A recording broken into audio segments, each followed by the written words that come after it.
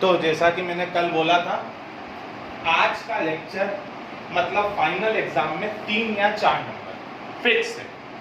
तो आज हम शुरू करेंगे चैप्टर फर्स्ट, रियल नंबर्स। सबसे पहले आपको पता होना चाहिए नंबर 2 तरह के होते हैं, रेशनल और इर्रेशनल। रेशनल कैसे? 2.45 खत्म हो गया, टर्मिनेटिंग। बेटा 9th का रिपीट कर रहा हूं, 2.4545 चलता जा रहा है, नॉन टर्मिनेटिंग बट रिपीटिंग। ये दोनों आते हैं रेशनल के अंदर। अगला दिख रहा है, हर बार एक एक जीरो बढ़ रहा है। नाइदर टर्मिनेटिंग नॉर रिपीटिंग, ये होते हैं इर्रेशनल। कैसे नंबर होते हैं ये? इर्रेशनल, जो ना खत्म होंगे ना रिपीट होंगे। 1/3, 2/5, -2/5, -3/7, 1, 2, -5, 0, ये सब आते हैं रेशनल के अंदर। ये सब कौन से के अंदर आते हैं? रेशनल। √2, √3, √5, ये सब आते हैं इर्रेशनल के अंदर। मतलब जो रूट के अंदर आ जाता है वो कैसा होता है? इर्रेशनल। अगर रूट के अंदर से फैक्टर होके नंबर बाहर आ गया तो फिर वो इर्रेशनल नहीं होगा, फिर वो रेशनल में आ जाएगा।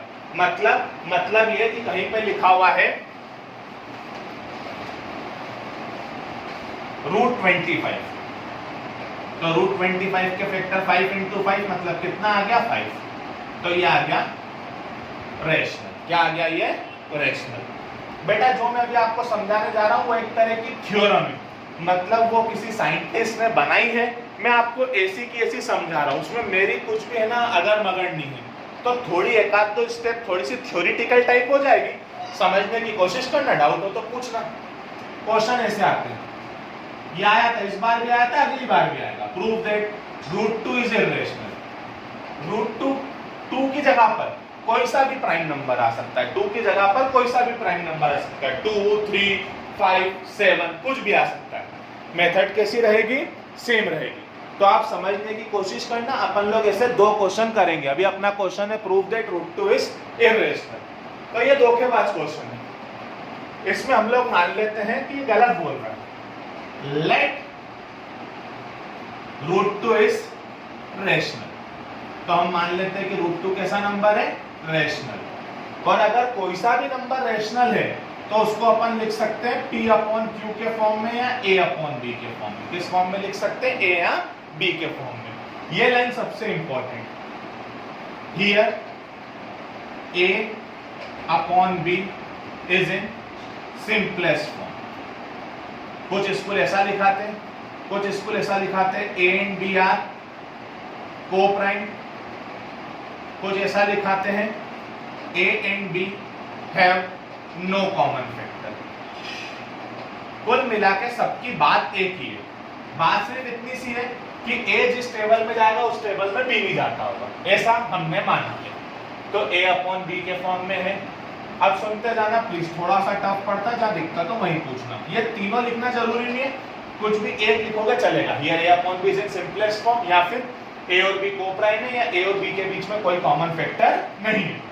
इसके बाद हम लोग करते हैं A = √2, B का डिवाइड में, उधर जाके मल्टीप्लाई में, स्क्वायरिंग बोथ साइड्स। तो A का स्क्वायर A², √2 का स्क्वायर 2, B का स्क्वायर B²।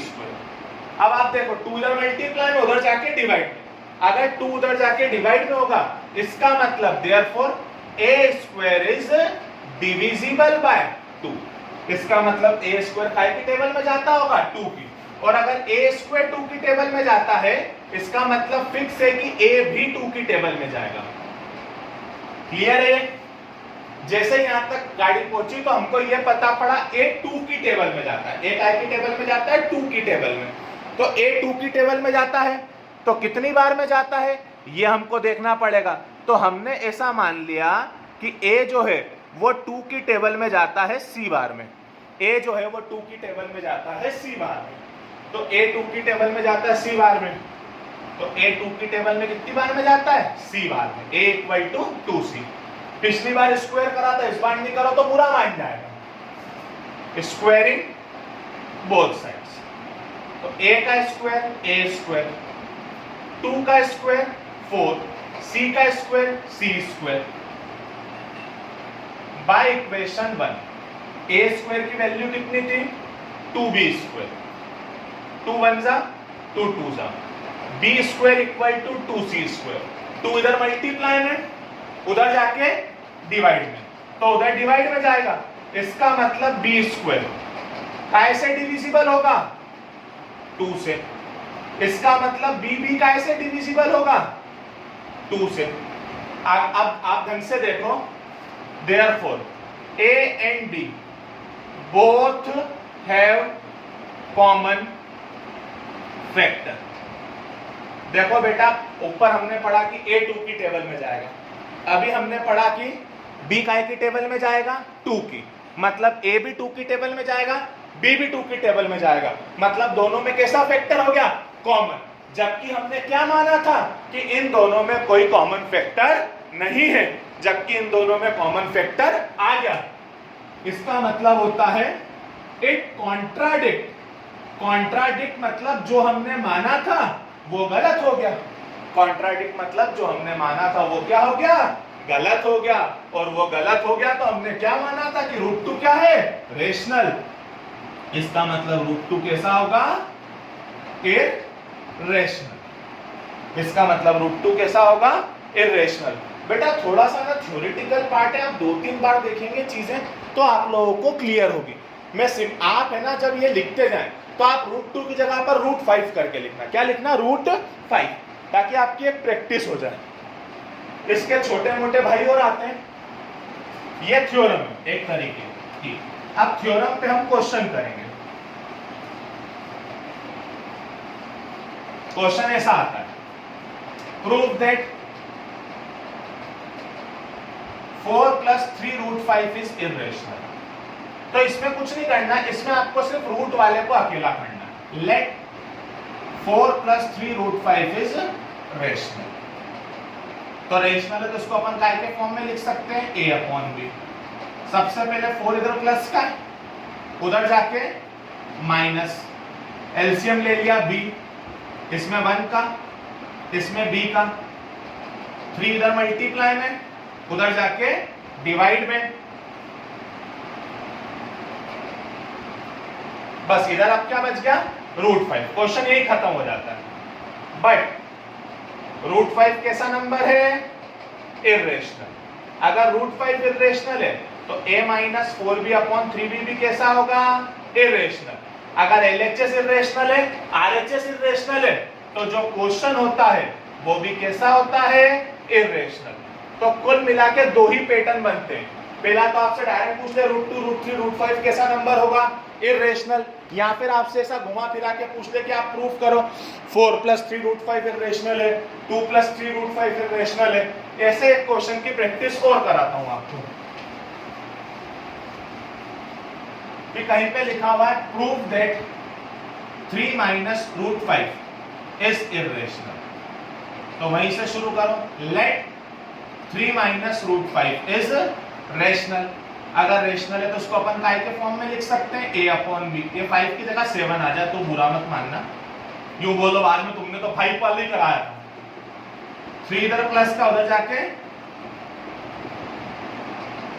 एलसीएम कितना? A - 3B। माइनस को भी इधर शिफ्ट कर दो तो अपॉन में ले आओ, कहीं भी ले आओ, ऐसा लिख लो, भले माइनस इधर शिफ्ट कर दिया। नाउ √7 कैसा है? इररेशनल। अगर √7 इररेशनल है तो -A - 3B/B भी कैसा हो जाएगा? इररेशनल। इसका मतलब LHS इररेशनल, RHS इररेशनल, तो क्वेश्चन भी कैसा था?